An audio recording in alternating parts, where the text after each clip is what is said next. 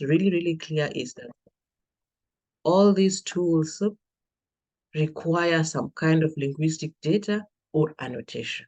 That is crucial for the development of such kind of tools. And so far, quite a number of state-of-art models, think those who have used space, for instance, the English model, net entity recognition, parsing, tagging, they really perform state-of-the-art kind of accuracies just because there is existence of high-quality annotated data. And so with all the languages we have in the world, over 5,000 languages, so many of them are going to miss out in this revolution of NLP tools. Why? Because there is no technology in the different languages. Yeah. And that means that the gap or digital divide is going to be wider and wider. That as more and more tools are available for the high resource language, that means the low resource languages are left further and further behind. Is that the situation where we want to be in our current AI revolution? The main challenge is sometimes there's really no data in the particular language. You cannot scrape it from the web. You cannot get it anywhere. The only place to get it is from the speakers themselves. And that becomes a really difficult challenge. How are you able to collect 1 million sentences in a language that has no data online or even in terms of publishing or in terms of books? And so this is the main challenge that you're trying to bridge the gap in terms of how do we play this particular catch-up. Then what do we mean by high resource versus low resource and no resource?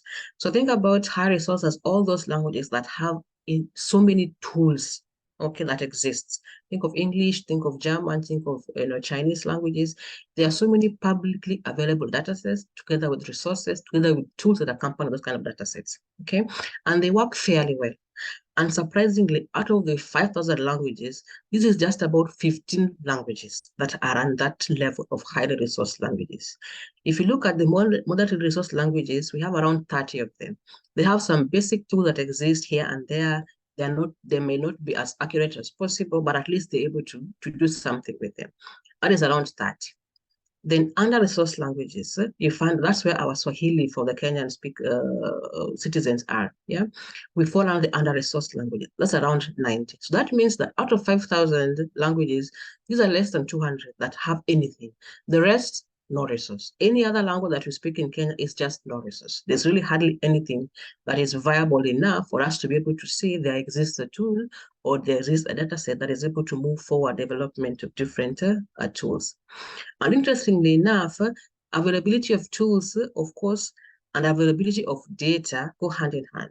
Where there is enough linguistic data, I found that there's kind of enough tools.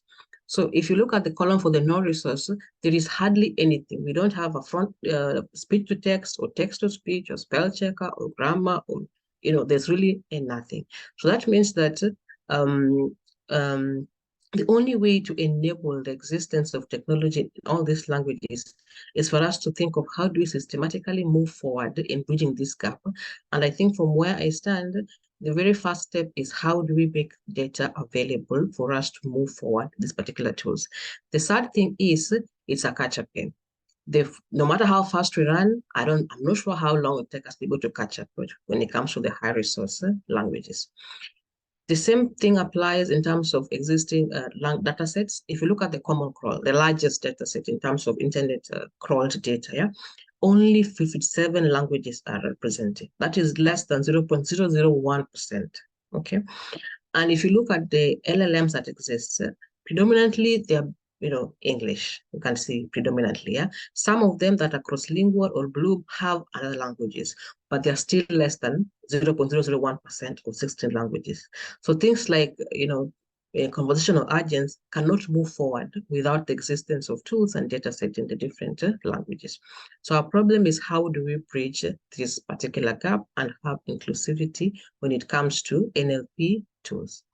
And that is where the project that you are working on called KenCorpus comes in terms of the Kenyan context. So KenCorpus is called the Kenyan Languages Corpus for machine learning or natural language processing. And predominantly when you thought about the project, you're thinking about we as Kenyans, how do we move forward and bring all the beautiful languages we have in our country into the NLP space? What will it take for us to see Kikuyu, Kikamba, Ekegusi, Kalenjin, Masai, Kidavida, all these languages, to have tools that are able to process the language, process the data in the respective languages. Now, in this did in this project, we were inspired by the need to have, of course, our language in African space. Our vision really was, how do we create data sets for specific NLP tasks, and also in the broader machine learning? For really, the ultimate goal is to be able to support some kind of social impact within our communities. And sometimes we find that different communities need different linguistic tools to assist them in X, Y, okay? Maybe in some particular community, they really want to have a speech-to-text system for a particular need in the particular community. Maybe another one is a translation model, yeah? So sometimes it has to be task-specific and even community-specific, depending on the needs. But the only question is, how do you able to collect the data to meet that specific need for a given community within our ecosystem of languages? We set out with broad objectives and broad targets. So I'll go through them one by one. So in the first set, we're looking at, can we just get any labeled or unlabeled data set? We would have loved in this project, as a one-year project, to have as many languages as possible, but we chose 3 to start with. That is Kiswahili as an anchor, and then Luya together with the Luo. And we all know that Luya has several dialects. So within the Luya community, we chose 3 dialects specifically, okay? So I think there are around 12 or 18 dialects in Luya. So really, Luya itself is like 18 languages in itself, yeah?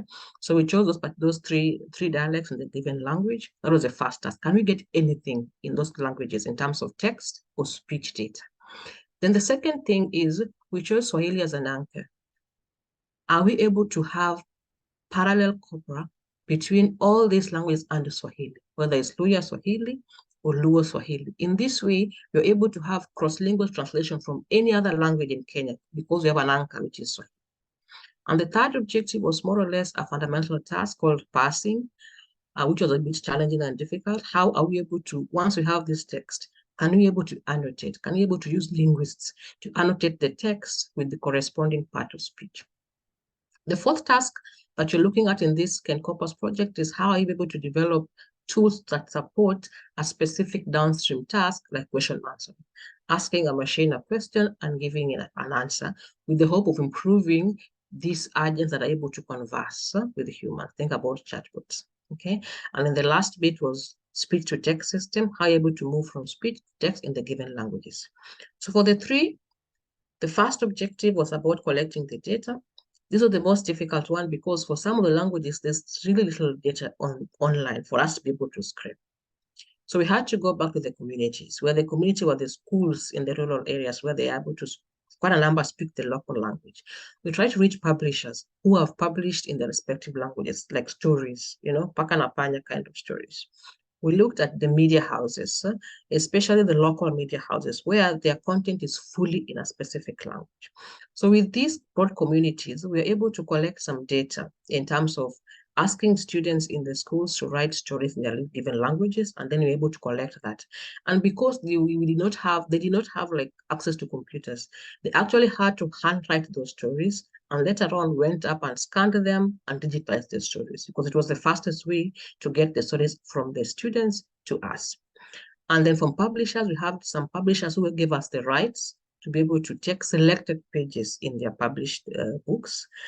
We also had some memorandum of understanding between us and some media houses for the Luya and the Luo, Radio Dala, for instance, and the Luya Mulembe FM, that were able to give us their transcripts and also their audios for the given news articles. So that you're able to collect a number of text and speech for the respective languages, and they're all hosted here in KenCorpus Dataverse. If you can later on check on it.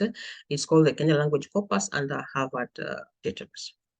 In the second task, as I said, we had an anchor, which is Swahili, and we had linguists who are experts in the Kiswahili and also native speakers of the respective languages. So we had them translate all the text that we had in the respective languages into Swahili. So we have a parallel corpora that moves from Luya to Swahili and Luo to Swahili. They're not all aligned across all the languages, but at least all of them have an anchor to Kiswahili. The same data set looks something like this. So the first line is the Luo sentence, and the next line is a Swahili sentence. And we have several thousands of those for the respective languages. So why we chose to use something that's very simple is that we didn't want to expose the linguists to a very high learning curve. Already they knew how to use Excel, they knew how to use, word processor. So we just used what they were able to easily pick up, so that we don't have a long time building another annotation tool or something else to collect the data. So all this we just used, some we used Excel and some we used word processor. And the same data is also hosted in the Dataverse under KenTrans, a parallel corpus of Swahili and local Kenyan languages. The third task, like I had said, was this part of speech annotation. So here we're looking at for every single word in a given sentence, in a given context, what is the corresponding part of speech of that given word in that given context. So we did this for the Luo and Luya because there exists already some work of part of speech in Swahili. So we focus more on the Luo language and the Luya datasets. And it looks something like this. So we also used Excel for this annotation with predefined drop downs for the different part of speech. At the end of it all, we have also a data set and the Harvard Dataverse called KenCorpus. That exists the data on this part of speech for the Luo and also for the Luya dialects. The last bit was on the second last bit was on question answering. For these tasks, we focus more on the Swahili. How are we able to develop a data set of question answering for Swahili? So we followed the the squad data set that exists for English, where given a text, we ask different Swahili linguists to be able to ask questions about different sections of the text. So one set of linguists provides the questions, then another set read the text and provides the answer. Are we able to see is the question answerable from the given text that we have? So again, here we develop a small form giving the question, and then where you put in the, given the text, then where you put in your answer, and following where you put in your question, the same. So that data set again is hosted under KenCorpus, again in the Harvard Dataverse. The last bit was a transcription task.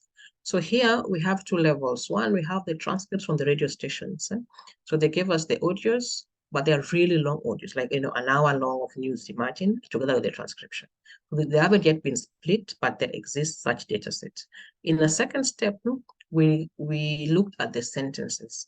Then for the different sentences, we asked different speakers to read out the sentences. So we have two levels of data in this data set, the radio station ones and the read out texts. So they form part of the speech to text.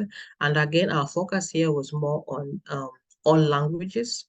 So we have the data for the Luo, data for the Luya dialects, and data for Swahili. Again, the same is hosted and KenCorpus Dataverse. Now, all these data sets, we have several use cases that can be able to be done on them. The most obvious ones are these three. We can do machine translation, of course, from any other language. It's not enough, really. It's only enough to get some kind of prototype across. But with that methodology, we can be able to scale it up and be able to collect even more and more and more parallel corpora within the different data sets that we have. The same to question answering or MRC, and also automatic speech transcription. So if you have interest, you can go ahead and look at the data. It's open source, and play around with it and see what you're able to do with it in developing any kind of tools that might be of your interest. The links are as provided. I think we'll share the slides later on how to access the data and how to be able to join the community, the KenCorpus community. Now, what did we learn from all this process that we went through developing the KenCorpus dataset? So before KenCorpus, we had a project called Tuvute Pamoja that really looked at how are we able to collect the same data, but from having a story competition. So we created an online form where you're able to subscribe and write a story there. But we had really little traction.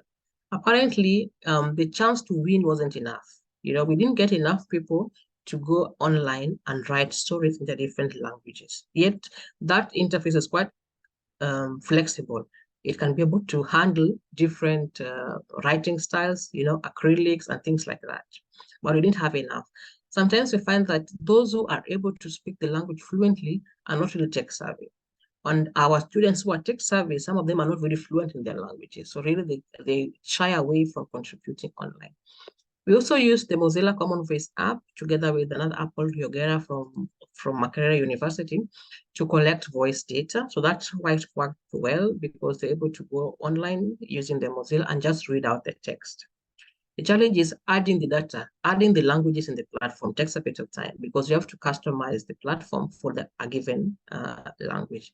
So for most, we ended up just writing on paper and using OCR to convert it to text, and then the linguist to read through and confirm that the conversion was actually okay.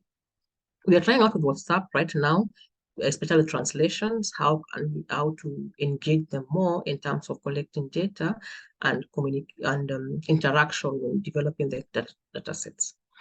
What worked again was continuous community engagement. Really, really, really, it has to be with the community. Whether it's the community leaders who helped us, get native speakers of the languages, or the local schools through the teachers who help us identify the people who can be able to write the stories, or local radio stations, the linguists, the county government. So the key thing of moving forward in terms of collecting data is continuous community engagement, such that the community itself, they are the owners of the language. They are part of the process of developing and collecting and building this corpora. And at the end of it all, they are going to be the ultimate users of whatever tools that come out from the data collection process. One challenge or something else was, how do we manage expectations? Sometimes there's this expectation that if it's a project, there's some kind of compensation out of it. Yeah. So we have to think about what kind of incentives can we give our community to keep them interested in collecting and providing data in their languages without having to buy it from them. Okay, so we ended up using things like, we help you with bundles to be able to help you collect the voice data, or we provide for you pen and paper to be able to write a particular story. So some kind of working incentive and managing the expectation when it comes to collecting the particular data. So that doesn't look like you want to win and be rich from their data, yet they don't get anything from it. So again, discussions around how do we manage the idea of incentivizing communities to provide for us the data. One thing that is clear is it is difficult to move forward with this kind of data collection without some kind of backing or some kind of funding, because there's little commercial incentive to be able to develop tools for a minority of languages. So not much startups or any big companies will fund, for instance, a Kidavida dataset collection. Yeah, there's a little incentive towards doing that, and really we have to allocate funds and allocate resources towards that kind of efforts if you are to bridge this gap between the high resource and the low resource languages. There are efforts, for instance, by Lacuna Fund, AIFOD, Zinji, GIZ, into supporting collections of datasets, and this has really helped us to have something. Otherwise, without this, there will really be there really be nothing to talk about in terms of data sets for different local languages across the African continent, even other places in the world that are still considered low resource kind of languages. That is an important concept for us to start somewhere. We really have to think about what kind of funding models do we use to support that kind of initiatives. There are still open issues, of course, especially where there is no monolingual data. Like there's really nothing to start from. Okay, issues of language diversity, the Swahili in the coast, Swahili in Nyanza, Swahili in Tanzania, there's a bit of diversity in the languages. And it's important to think about it. And as you're collecting your data, really reflect on regional dialects, style differences, for it to be as inclusive as possible. There's a current wave of code mixing. It is partly English, partly, Kikuyu. How do you handle issues of code mixing? Is that a language in itself? Do we restrict separation between plain language and code mixing? Orthographic variations exist in different languages, and sometimes there are even some kind of deeply rooted challenges in the society that makes that language not available. Okay, maybe they were oppressed, maybe they were assimilated, something happened along the history that is making the language not as spoken as the other languages. So these are still open issues that we are discussing as we collect the Kenyan corpus. But how far are we to having a truly representative KenCorpus? I'll let you people answer that and really think about it. How far are we? How far do we need? How fast can we move just within our local contents of Kenya to be able to have high level, good quality resources in our respective languages? So what I'll leave you with is let's think about a targeted approach data collection. Really, it has to be well thought of. Yeah, you discover the problem for a given community and you address that problem by developing a tool or data set that corresponds to the given problem in the given community. And that will require continuous community engagement. You design for the users and their language depending on the need. You understand the diversity and properties of the language and their usage. We really avoid the majority language-led approach, yeah, where we say we build something that works for Swahili and trying to fix it to work in a similar approach for all other languages. It really doesn't scale well because you miss out the issues of diversity in the different languages. Then, because the cost of ignoring this is really high. At the end of the day, the tool will only be usable if it makes sense, if it works well. And it can only work well if you're able to capture the diversities at the beginning. And this is the only way that you're able to have something that could be usable and appreciated by our different communities where we come from. Community approach has been shown to work in different settings, okay? Different regions in the world are looking at community efforts to be able to develop their tools. Arabic BAT, Indo-BAT, AI Harak-BAT for the Horn of Africa and things like that. So really, because they know that at the end of it all, it is the community-led efforts that are going to help us move faster to bridge this gap, not isolated cases of developing different data sets, but it has to be a community-led and all of us working together towards achieving the same effort of having data sets available for the different languages. So our way forward as a parting shot, really, how can we begin the conversation of defining a corpora for Kenyan languages? How do we, what is this roadmap that we need to think about as a community of practice? What kind of model do we need to think about as a community of practice that will enable us to achieve a truly representative Kenyan language corpus? Can we agree on standards in terms of annotation or data collection? How are we going to compile this corpora? Where is it going to be hosted? How will the data governance framework look like? These are the kind of conversations that if we have as a community of practice and be able to come up with a structure that makes sense, that can be used across any particular community, an agreeable structure, then you're able to have a focus data collection effort that makes sense for our context and also is financially achievable within also our context. So as a parting shot, let us think about our way forward. As a community, let us discuss it. Let us have thoughts. We are going to have sessions, I think, with all of us as a community of practice on how do we go forward into developing a truly representative Kenyan language corpus that meets our needs. As Mandela said, if you talk to a man in a language he understands, that goes to his head. But if you talk to him in his own language, that goes to his heart. So I'll leave you there and thank you so much for listening. Brian, back to you. Wow, thank you. Thank you very much, Dr. Wanzare, for that. Congratulations. That's quite incredible work. I think this is not only work that is going to be very useful for our generation, but it'll be very useful for several various other generations to come. I think we take the challenge that you've given us as community. I was about to actually ask you, how can the community help you? And the response is, so here's the challenge. I think for us, one of the things we'd want to see, maybe when we invite you the next time in terms of progress, is maybe that standard of how we want to collect.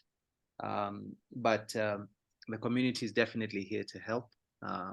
We will share this with as many people as possible and see how we can support this noble initiative.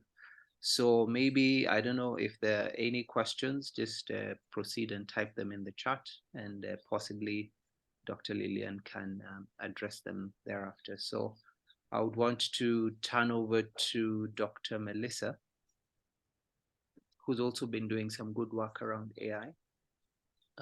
So a lot of research around AI.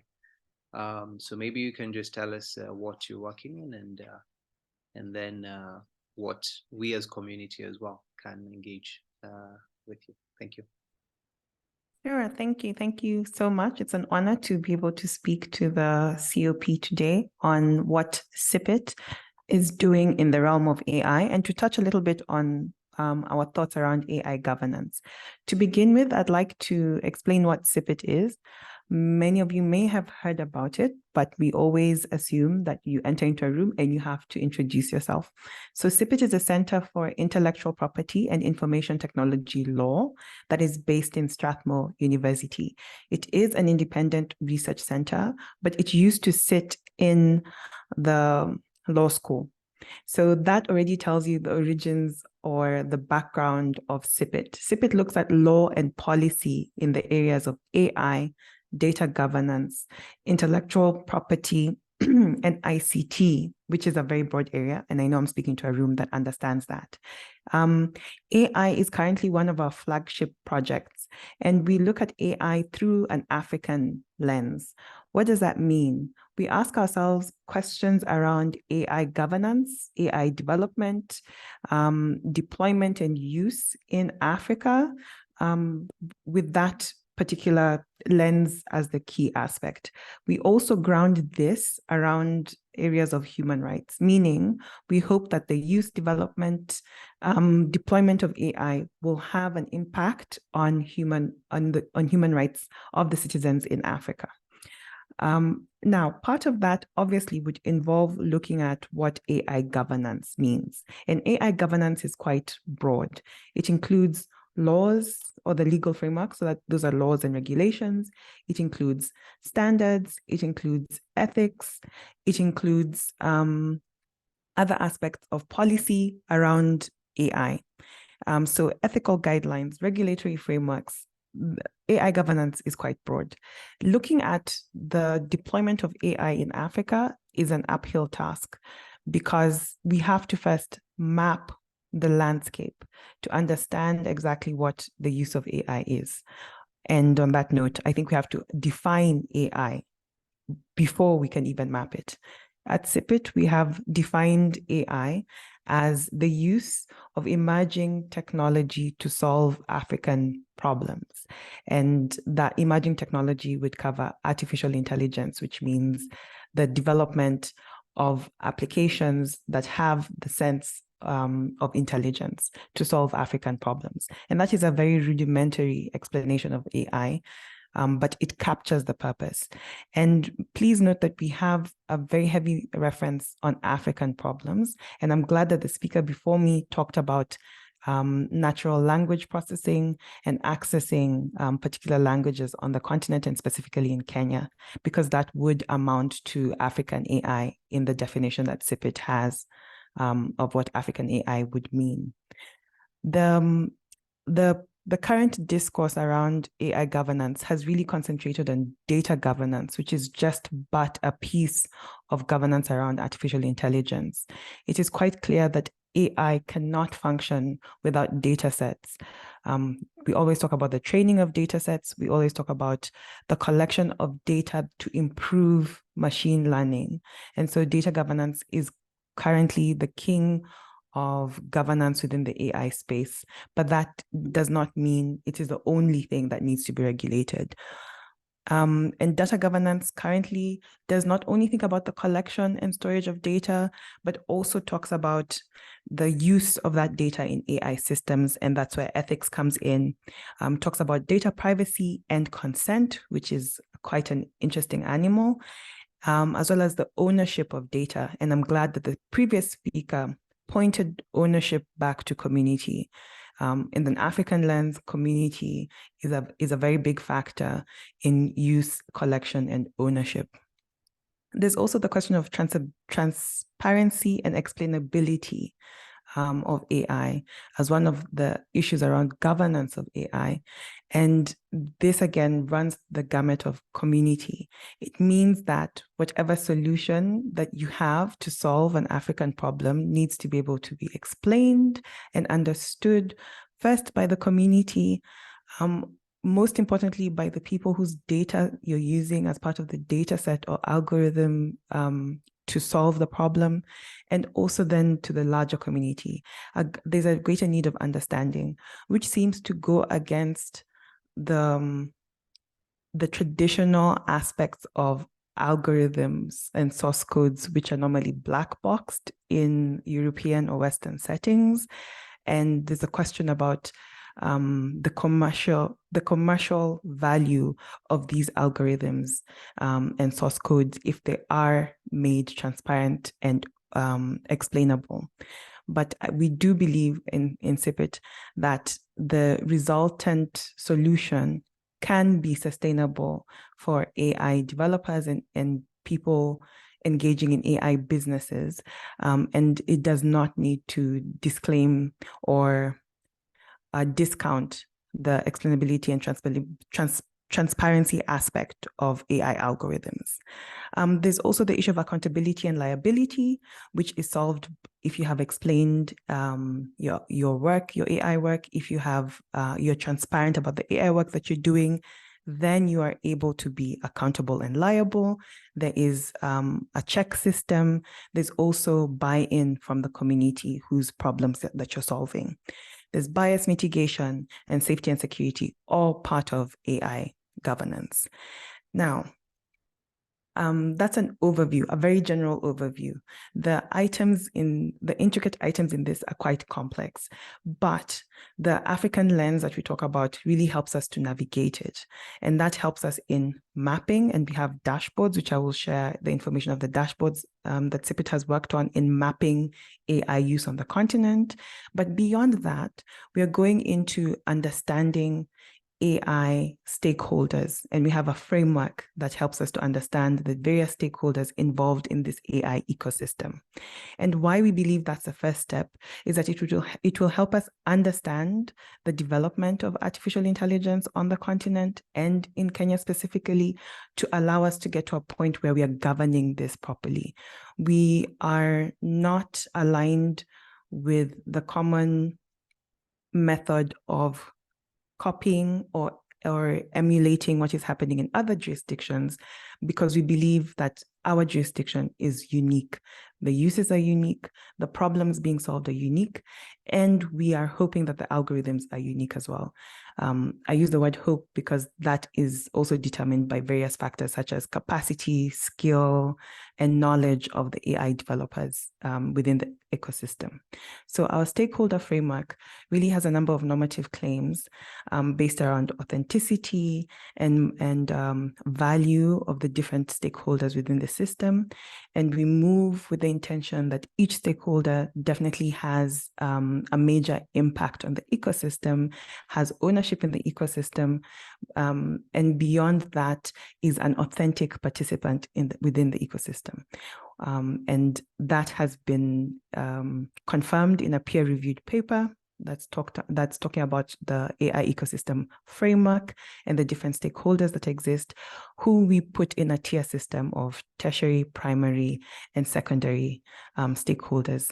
That is just a labeling or nomenclature. It has no bearing in terms of the class of the citizen or sorry, not citizen, but class of the stakeholder or the value of the stakeholder within the ecosystem. We believe that the mapping is just but the beginning point. We have not completed mapping. And why that is the case is because emerging technology such as artificial intelligence is quite dynamic. You can never state to have completely understood a particular landscape, because new entrants are coming into that landscape almost daily.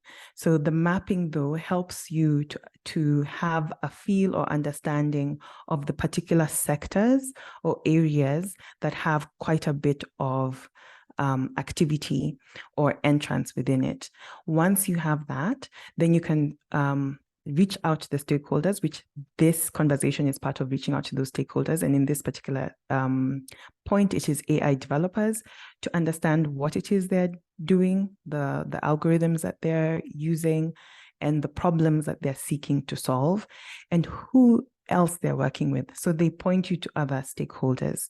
Once you understand that basic level is when you can move into mapping the applications and then talking about the regulatory factors or legal frameworks that can apply. In the data protection space, that has moved quite a bit fast, which we're happy that that has happened, because it's not just about emerging tech, but personal sensitive data is also used in other various sectors that might or might not utilize emerging tech. And data protection, based within our constitution as a human right to privacy, can also borrow understandings from other jurisdictions. But it still has to adapt itself to the use of emerging tech and to the application of privacy within the use of emerging tech. And this is because of the sensitive stakeholders that would be involved. We, for example, understand that education and health is an area where AI tools are currently being utilized, and also within government services. And that immediately triggers the use of sensitive personal information and therefore the need for data protection. Beyond that, the need of informed consent or awareness of the data owners whose information is used, either for the tool, the AI tool, to function properly, or as part of the infrastructure that the AI tool is enabling to be more efficient. Right. So what is required? I think what is required moving forward is for conversations between the different stakeholders within the African AI ecosystem, and particularly in the Kenyan AI ecosystem, about what they're doing and how we can assist each other to make innovation continue. That conversation is already, or we have already tried to foster that conversation through our State of AI in Africa conference, which we had the first conference last year, earlier this year in March, and we are having the second conference next year. And as the name of the conference suggests, we are mapping or tracking the dynamic state of AI within the continent. We do that looking at it through 4 lenses, all based within an African lens, looking at data protection and the use of data within AI. We look at responsible AI and ethics. We look at emerging tech and innovation. And we also look at aspects of community engagement within this ecosystem. That is the first place of conversation. And what came out from our first conference is that a lot is happening, but people are not speaking to each other. And there's a lot of misunderstanding, especially about how the law and regulations that already exist might assist in innovation. A good example is looking at aspects of intellectual property. Intellectual property covers, or rather copyright, which is an aspect of intellectual property, covers areas of data sets, for example, and also covers the area of source code and algorithms, meaning the actual source code of the algorithm itself. And when speaking to AI developers, they do not have an understanding of the copyright that attaches to the data that they're collecting, and they do not have an understanding about what they can or cannot disclose in terms of their algorithms to funders, to clients or contractors that they're working with. And this was the beginning of a beautiful conversation, which resulted in our IP research on data use, basically highlighting the exceptions that are available for AI developers on the continent to utilize copyright material for research purposes. And that, I remember, was a conversation that opened up for emerging researchers to continue their research without having to pay large tracts of money to access data sets for research purposes. So that highlighting of exceptions was a wonderful breakthrough from that conference. But also from that conference was the highlighting of what sensitive personal data is and how that should be handled, and what the question around informed consent is. And as you know, currently in Kenya, there's a whole debate around collection of sensitive personal data and consent in the use of emerging tech, which might not necessarily be Kenyan tech, but would be tech coming from another jurisdiction. That is a conversation that we can continue to have. So CIPIT is always open to speak to various stakeholders. Our policy briefs are available on our website, and I can see Valerie is in the room. So Valerie, if you could share that in the chat, I'd really appreciate that. And we are also going to come up with a host of webinars and online conversations around emerging tech and what are the crucial issues that AI developers in this space are facing and how we can assist that.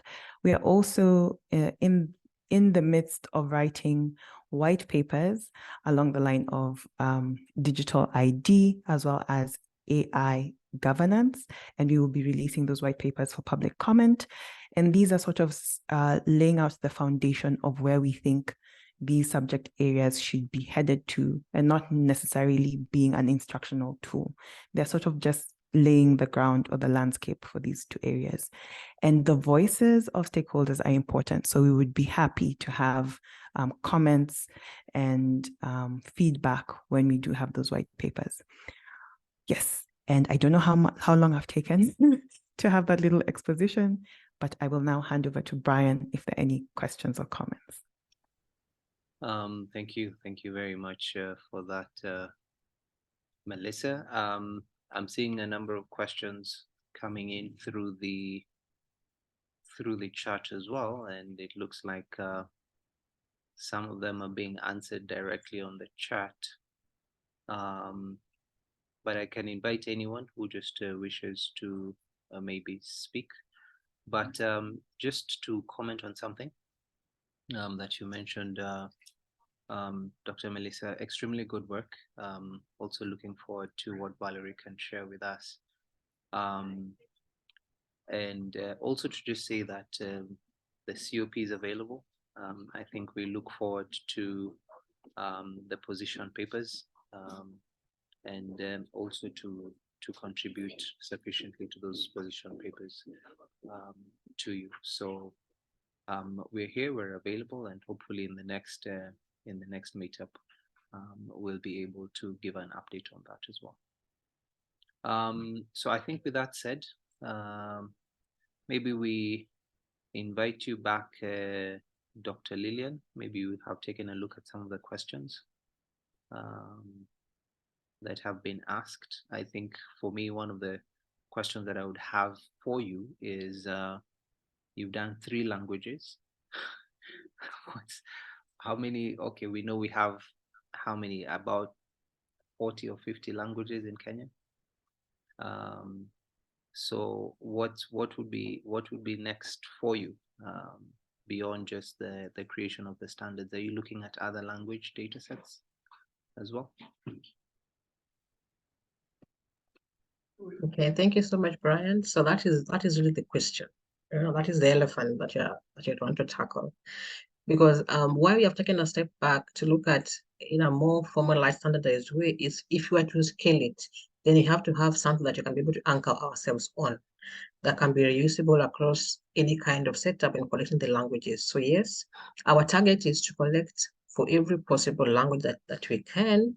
But first, you want to be able to formalize it so that we have a governance framework for data collection, for the governance of the data, where is it going to be hosted, who is going to be the link person, and things like that. So once that is really understood, then we can just scale it up. We really have a methodology that kind of works across different communities, so we'll be able to scale it up across. But we need to have champions, of course, for the different languages and the different areas. Again, champions to help us, like for instance, engage with local radio stations and local community leaders that speak the language, champions to be able to help us engage with the local schools and the county government and things like that. That's why I'm saying it's really community-led, because really how we're able to collect the other languages is because we had champions for the Luya language, for the Doluo, and even Swahili. So we had champions in different regions of the country who were able to really push forward the agenda of collecting the language. So that will be, yes, we want to go as many as possible Kenyan languages, but first we want to be able to really think about how we want our KenCorpus to look like in terms of a digital public good that works for us. All right, thank you. Thank you very much for that. Are there any other questions?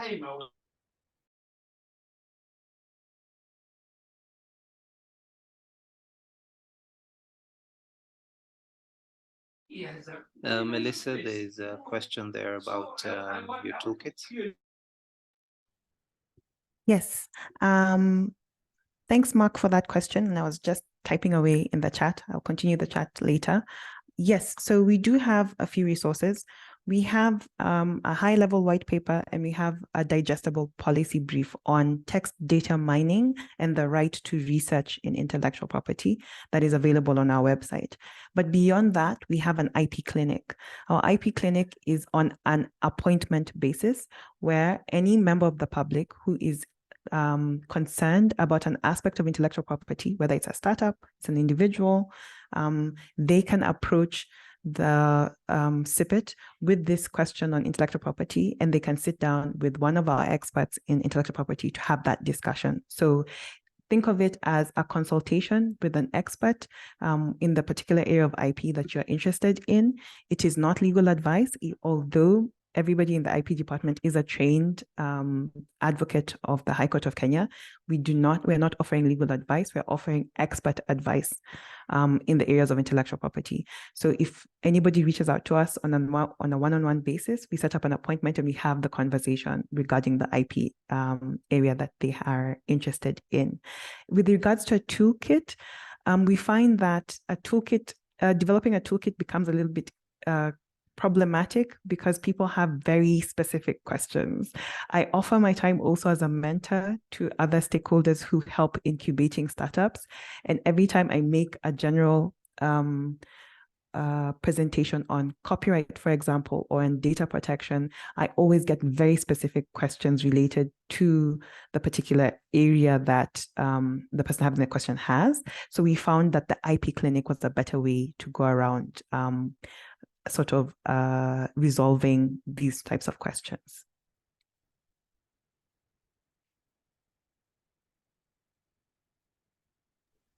All right, thank you. Thank you very much for that.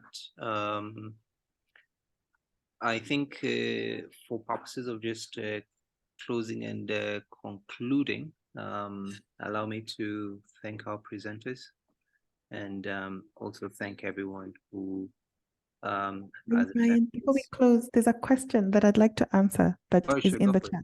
Go for it.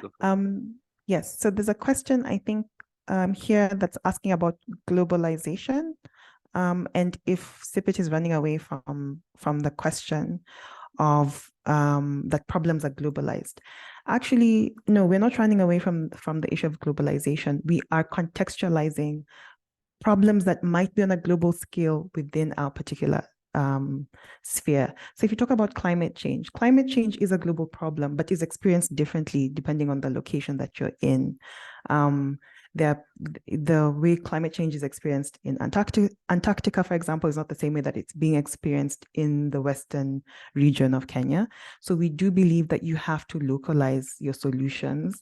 There's also the question of what exactly do you mean by globalization when solutions such as legal frameworks and governance are localized to state actors and authorities, all of whom use territorial laws and regulations. So you have to understand the local context to address those questions, with the benefit going first to the communities as a smaller entity of a wider citizenry, and then the continent, and then globally.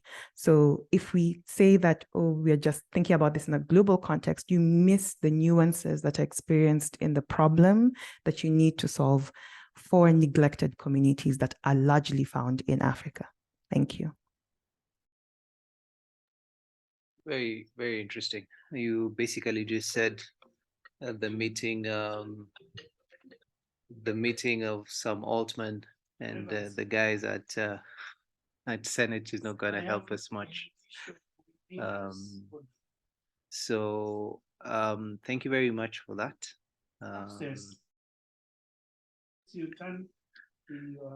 I would like to really thank you all for making time.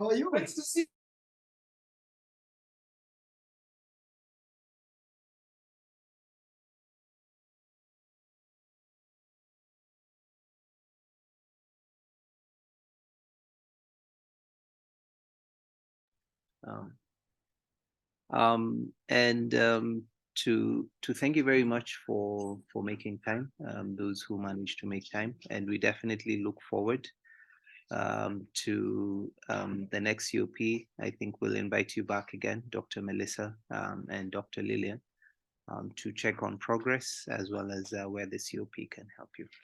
And I think with that, let me wish you all a great day and continue doing some good AI. All right. Bye-bye. I'll leave the chat open for just another 2 or 3 minutes as people log off as well, so that if there are any answers, they can be left there. Thanks.